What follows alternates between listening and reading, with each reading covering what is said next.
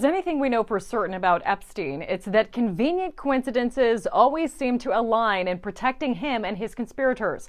That's coming up in Kristi Leigh's Daily Brief. Plus, another athlete suddenly collapses on the field. What we know so far about Buffalo Bills' Damar Hamlin's accident. Corporate-controlled media is ramping up overpopulation hysteria again, and Antifa is taking credit for a Portland bank arson. Starting today with an interestingly timed termination. The U.S. Virgin Islands Attorney General, who filed a lawsuit against J.P. Chase for its alleged involvement in protecting Jeffrey Epstein, has just been fired, according to the National File. AG Denise George was terminated on Saturday by Governor Albert Bryan. This just days after she had filed her lawsuit. It demanded a trial by jury and asserted that J.P.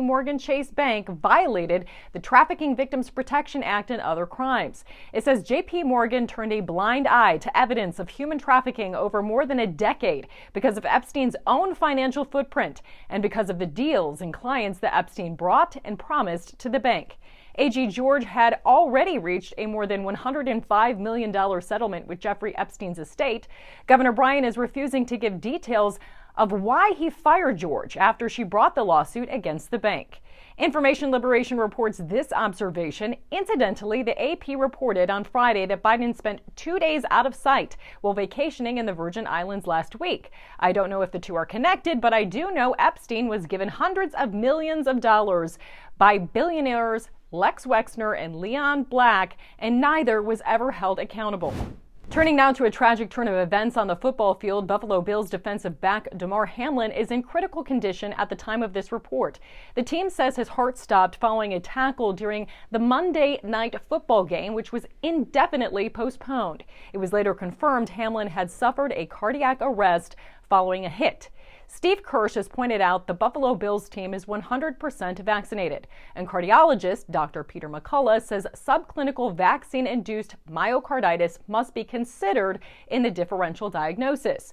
Making any speculations on if there's any correlation to the jab is, of course, considered not only inappropriate, but off limits and detestable. Remember, it's safe and effective.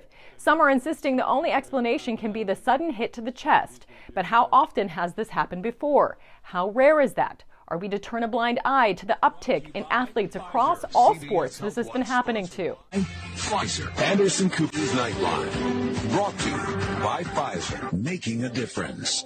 Brought to you by Pfizer. CNN Tonight. Brought to you by Pfizer. A ray of hope as Hamlin's charity has since raised more than $3 million. To a community toy drive Damar Hamlin started in his hometown of Pittsburgh.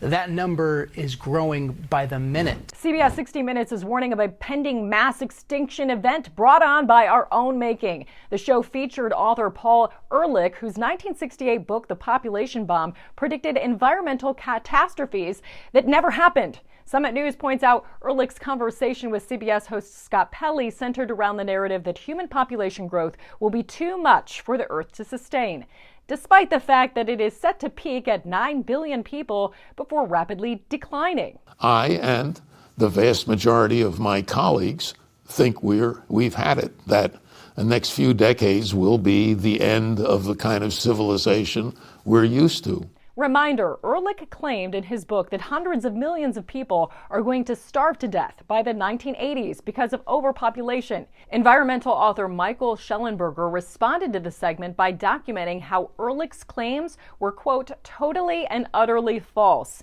and accusing CBS of pushing apocalyptic pseudoscience. Elon Musk, who has warned about the dangers of population decline, agreed, tweeting, absolutely. An Antifa-linked Twitter account is taking credit for a Portland bank arson, according to Post Millennial. The statement posted to Abolition Media says, last night I broke into a Bank of America in Portland, Oregon, and started a large fire. According to news reports, the fire grew quickly and took firefighters more than an hour to extinguish. The person says that the fire was started in retaliation for domestic terrorism charges brought against 5 militants that were part of a violent occupation of land in South Atlanta. Long live anarchy, the Post concluded. Today's takeaways. It seems anyone still trying to get accountability for Epstein's sex trafficking ring will have to face retaliation. The powers that be do not give up their control that easily. Another athlete collapses on the field, but don't you dare bring up the jab. There's no correlation, even though you can't prove that at this point either. MSM wants you to believe humans will create a mass extinction event, never mind all of the previous predictions that have been wrong. And while some January 6 Capitol trespassers continue to sit in jail indefinitely, Antifa still takes credit for setting cities on fire. To learn more, be sure to go to AmericanFaith.com and subscribe to our daily newsletter for American Faith, news you can trust. I'm Kristi Leigh.